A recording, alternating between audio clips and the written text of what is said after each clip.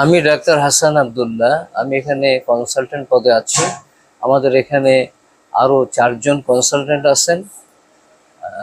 তো এখন এখানে আমাদের অনেকগুলো সেকশন আছে: বায়োকেমিস্ট্রি, মাইক্রোবায়োলজি, সেরোলজি, হেমাটোলজি। প্রত্যেক সেকশনে আমাদের বিশ্বমানের অ্যানালাইজার বা বিশ্বমানের ইনস্ট্রুমেন্টগুলো সন্নিবেশিত করা হয়েছে। এখানে ট্রেন্ড আপ টেকনোলজিস্ট আছে। এখানে মাইক্রোস্কোপিতে আমরা যে অ্যানালাইজারে মাইক্রোস্কোপি করি, সেটা ইউরিন অ্যানালাইজারও আছে, সেল কাউন্টার আছে।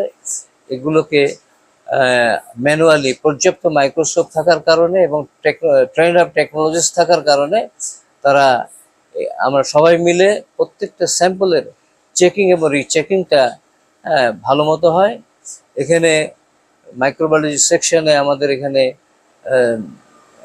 ব্লাড কালচার হচ্ছে এবং রিসেন্টলি এনআইসিইউ খোলার কারণে এখানে রিপিটেডলি এখানে বহু জটিল ডায়াগনস্টিক অ্যাডভাইস তারা দিচ্ছে, সেটাও আমাদের এখানে সম্পন্ন হচ্ছে।